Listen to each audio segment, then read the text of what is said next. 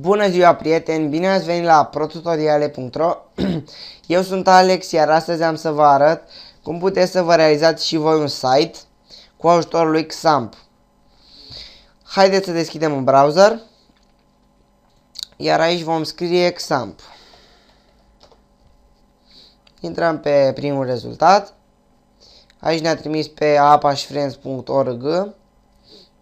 Selectăm Xampp for Windows sau dacă aveți Linux, pe Linux. Aici mai jos mergem la Download pe Xampp. Aici avem trei opțiuni, Installer, Zip sau 7-zip. Eu am downloadat mai devreme varianta Zip. Selectați Zip, vă va trimite spre SourceForge.net. Eu nu mai dau deoarece l-am instalat puțin mai devreme.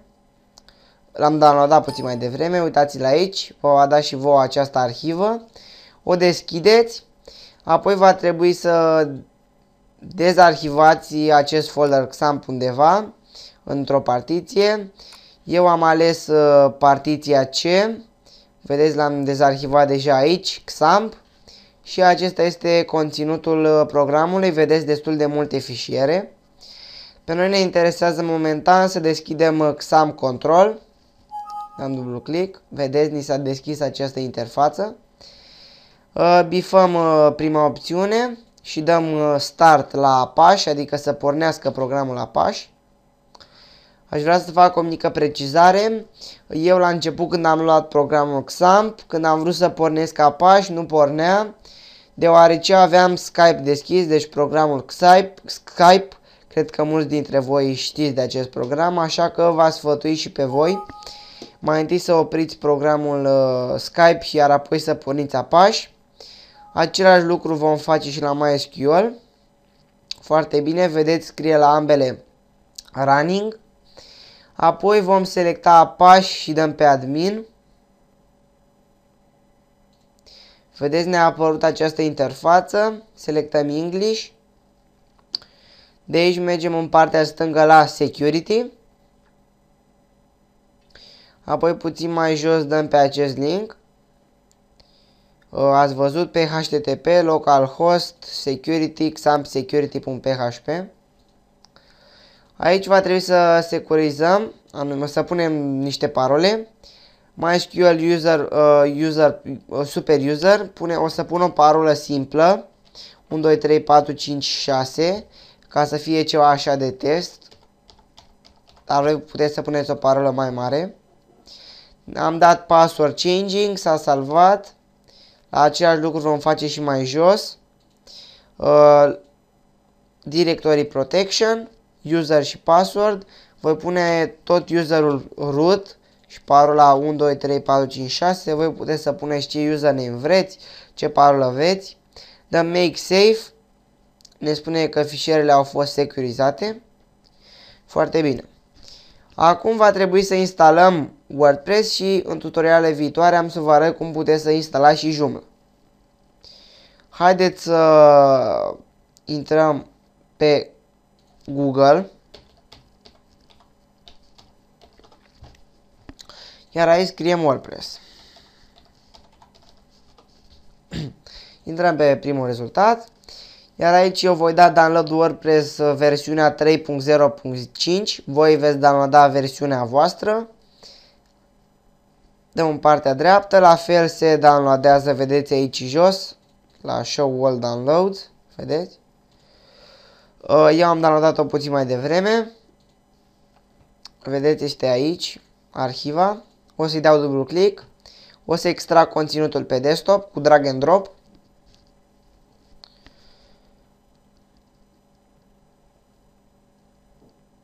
S-a dezarhivat. Acesta este conținutul WordPress-ului. Noi când am intrat aici să securizăm, am intrat pe localhost. Adică am intrat în folderul, în local disk C, Xampp. Iar aici am intrat în folderul htdocs. Noi prin aceste fișiere, ce vedeți aici, am intrat în practic, aceste fișiere ne prezintă această interfață de aici. Dacă noi acum vom șterge aceste fișiere Și vedeți, dacă acum voi da un refresh la pagină, îmi va cere un user și o parolă. Mai devreme, dacă intru aici, nu mai îmi găsește. Uitați, deci dau localhost SAMP, index nu mai găsește, deoarece el căuta în localhost, adică în htdocs, în rădăcina site-ului, căuta folderul XAMPP, care momentan nu mai există aici. Noi acum va trebui să punem în rădăcina site-ului, în folderul htdocs, conținutul fișierelor WordPress. Așa că intrăm în folderul WordPress, care tocmai l-am dezarhivat, selectăm Ctrl-A pentru a selecta toate fișierele și cu drag and drop le tragem în rădăcina site-ului. Foarte bine, s-au dus. Iar acum, dacă voi da un refresh în http://localhost, vedeți, ne-a apărut altceva, ne-a apărut ceva de la WordPress, iar acum va trebui să configurăm și WordPress-ul. Dăm Create a Configuration File, aici ne spune ce va trebui să configurăm, dăm Let's Go, Database Name, va trebui să creăm o bază de date, așa că vom deschide un nou tab, iar aici vom scrie http, să stați să-mi trimit pe engleză,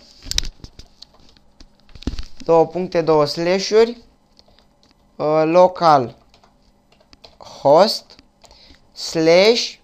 /php my admin. Se deschide, vedeți, altă interfață. La language nu cred că are română, lăsăm pe English. Username ce am setat mai devreme, root, și parola 1, 2, 3, 4, 5, 6. Și vedeți, am intrat aici. Aici avem MySQL localhost, create a new database. Vom crea data de baze numită site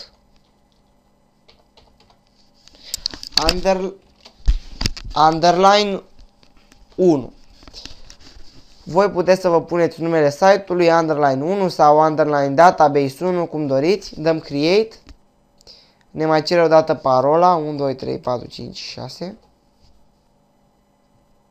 Nu s-a creat încă data de bază, nu știu ce s-a întâmplat. Dăm încă o dată create a new database, site 1.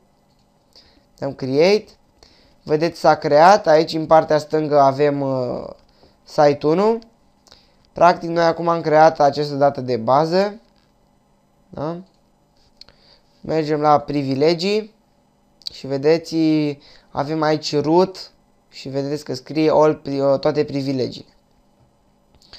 Mergem înapoi pe unde eram, iar aici vom scrie la database name site underline 1, username ce am pus mai devreme, root și parola 1, 2, 3, 4, 5, 6. Database host lăsăm localhost, table prefix, prefixul care îl va adăuga la toate fișierele care vor fi într-un fișier SQL. Aici dăm submit și run the install pentru a ne crea instalare. Site title, eu voi pune pro tutoriale test. Nu, voi lăsa pro tutoriale, username admin, password 1, 2, 3, 4, 5, 6. O voi repeta parola. Your email, voi pune e-mailul meu.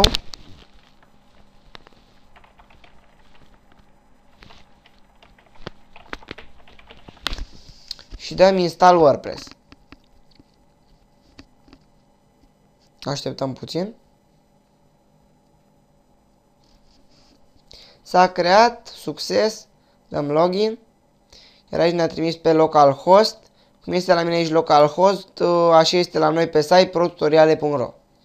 Aici vom scrie username, admin și parola 1, 2, 3, 4, 5, 6. Și vedeți, ne-a intrat în panoul de comandă al lui WordPress. Iar dacă vom intra pe HTTP,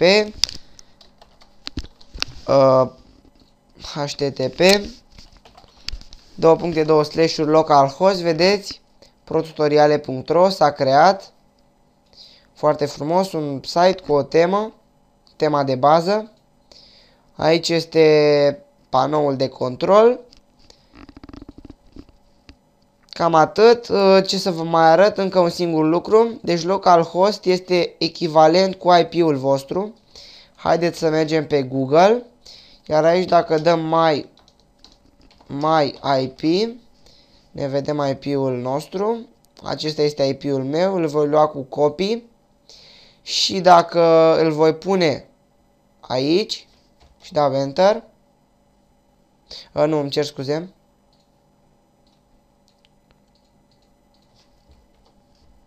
Trebuie să pun parola.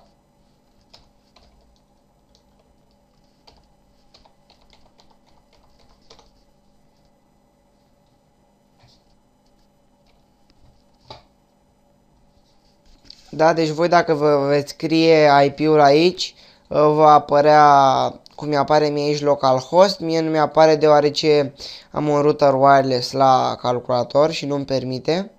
O să văd de ce nu-mi permite exact. Nu m-am uitat înainte de tutorial și la acest aspect.